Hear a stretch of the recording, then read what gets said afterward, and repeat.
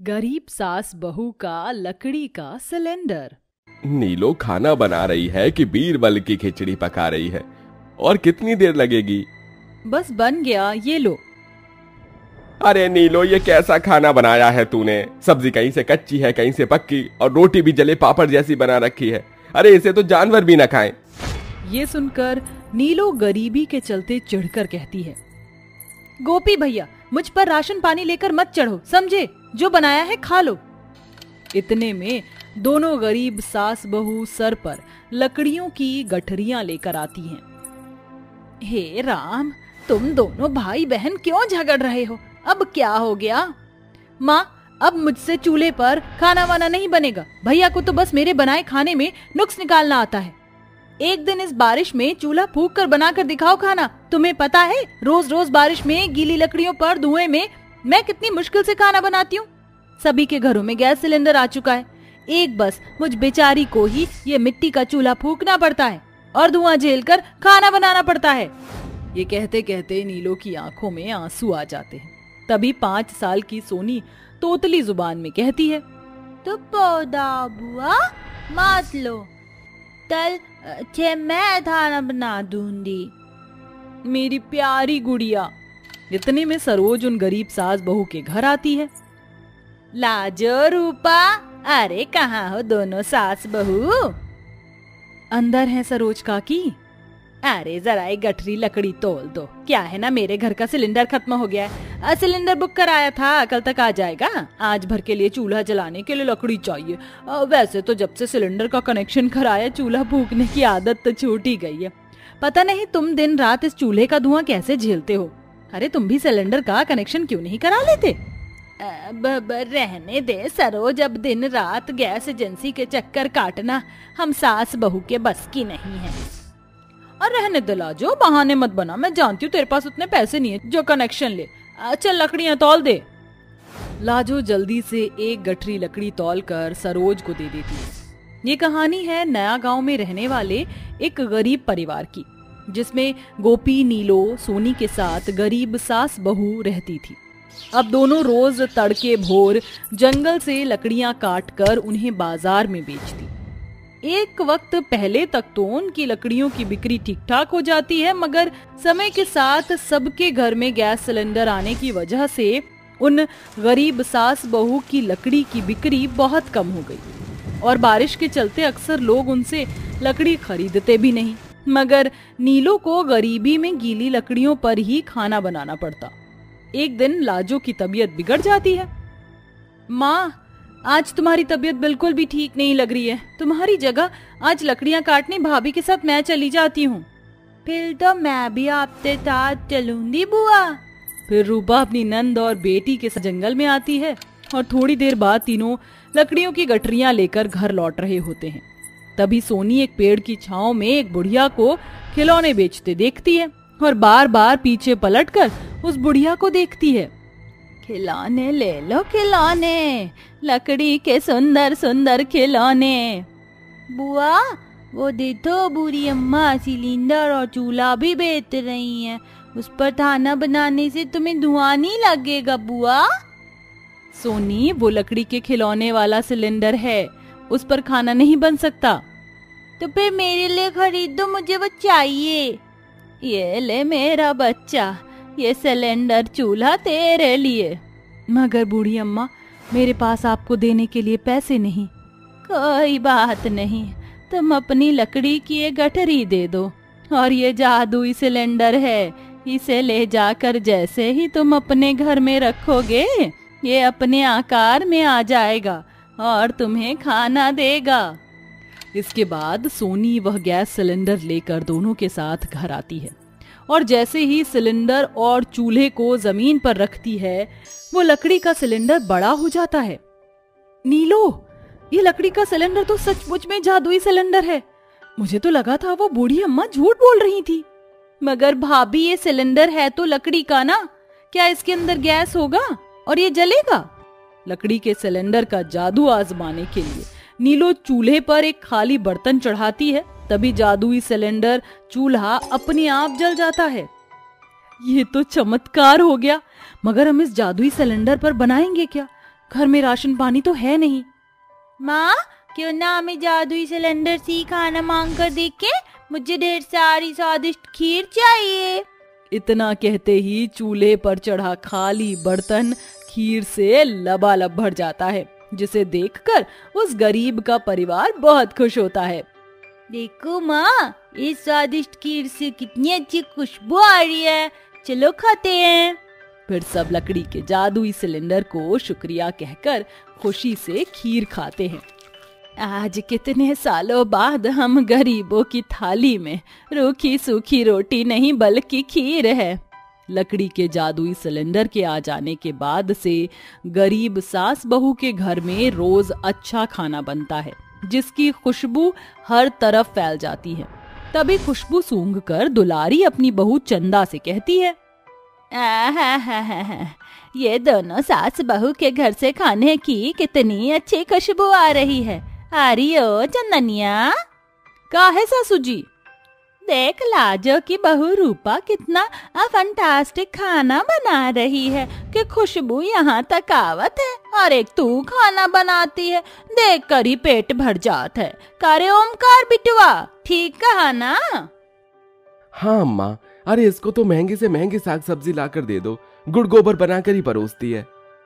ये सुनकर चंदा तो चिढ़कर अपनी सास और पति को फटकारती हुई बोलती है, अगर इतना ही बुरा खाना बनाते हैं हम, तो एक दिन खुद गिरी लकड़ियों से चूल्हा फूंक कर धुआं झेल कर काहे नहीं खाना बना लेते? नहीं तो ढूंढ लाओ कोनो बबीता सरिता चंपा को। आखिर इस गरीब सास बहू की झोपड़ी में इतना स्वादिष्ट खाना कैसे बन रहा है? और आजकल इनके घर में चूल्हे का धुआं भी नहीं उठ रहा है, कुछ तो खिचड़ी पक रही है, जाकर देखना पड़ेगा। शाम को अंधेरा हो जाने के बाद चंदा चोरी से उनकी झोपड़ी की खिड़की से अंदर झांकती है। माँ जी, आज आप सब खाने में क्या खाएंगे?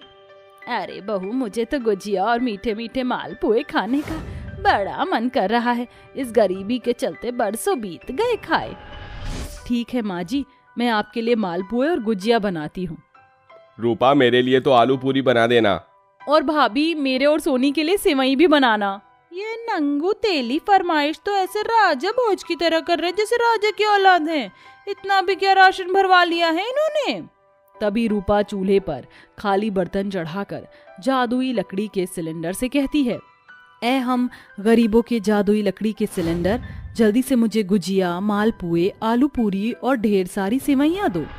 इसी के साथ जादुई लकड़ी के सिलेंडर के अंदर से एक सुनहरी रोशनी नाचते नाचते खाली बर्तनों में समा जाती है और बर्तन खाने से भर जाता है। ये देखकर जलकुकड़ी चंदा की आंखें फटी की फटी रह जाती हैं।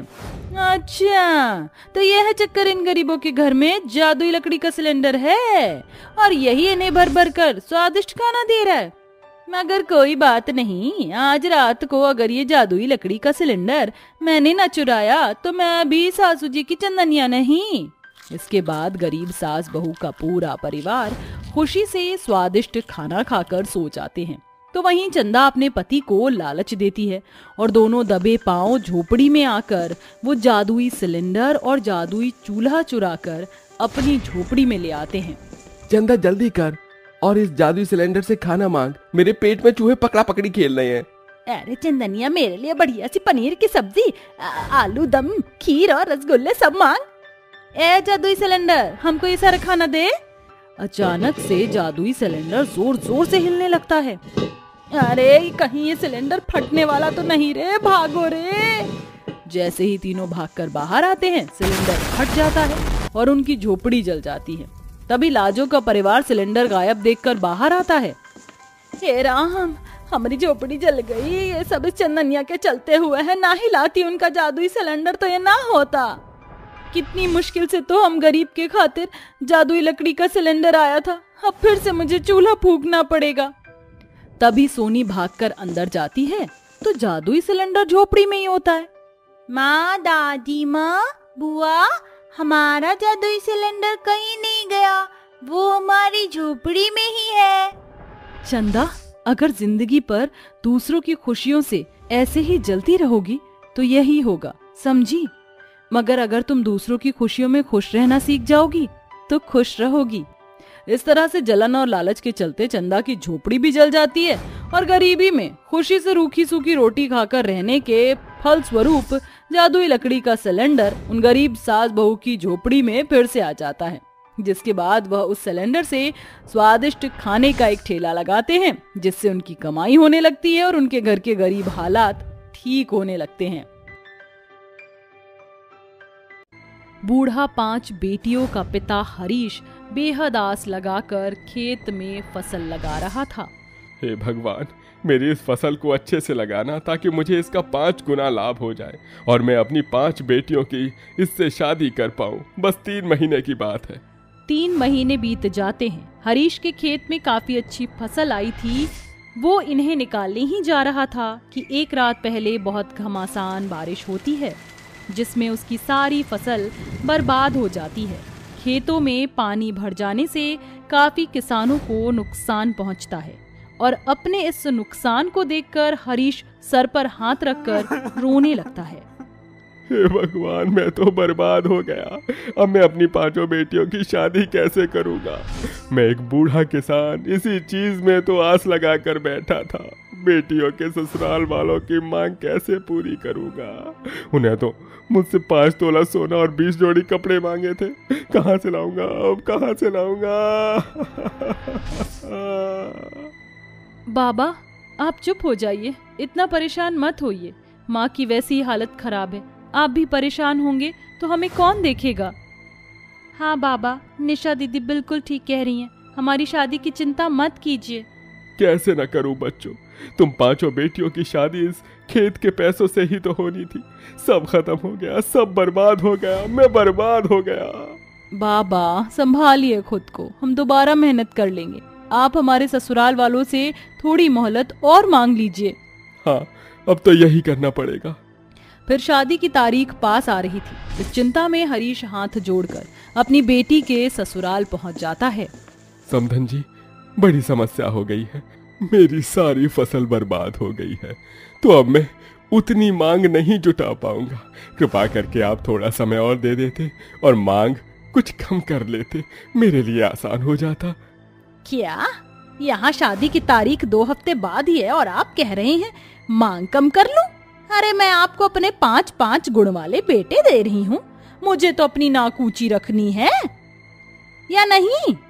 देखिए भाई साहब, मैं तो 5 तोला ही लूंगी और 20 जोड़ी कपड़े, एक चीज कम नहीं करूंगी, वरना आपको मेरे बेटे से शादी करवाने की कोई जरूरत नहीं है।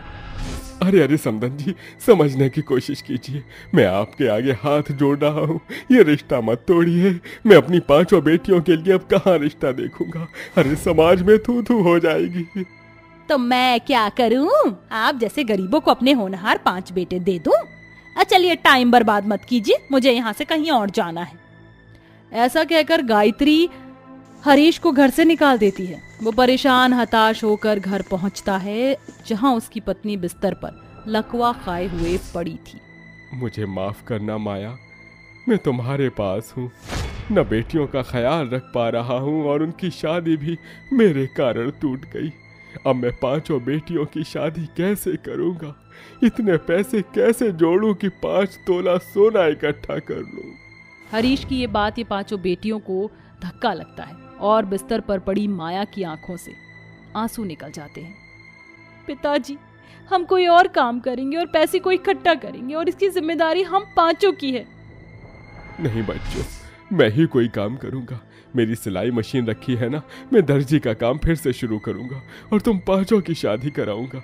ऐसा कहकर हरीश अपनी पुरानी सिलाई मशीन निकालता है, जिसमें जंग आ गई थी, और उसको रोज मशीन का तेल डालकर चलाने की कोशिश करता है, जिससे मशीन चल जाती है और घर के बाहर सिलाई मशीन का बोर्ड लगाता है, जिससे लोगों के कपड़े सिलने लगता है।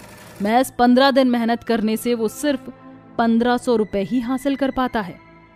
इतने पैसों से कुछ नहीं होगा, मैं तो एक बेटी की शादी भी न कर पाऊं दर्जी का काम करके। हे भगवान, आपने मुझे ये कैसी स्थिति में डाल दिया है। दीदी, बाबा तो बहुत परेशान हो रहे हैं, उन्हें हमारी शादी की कितनी चिंता है।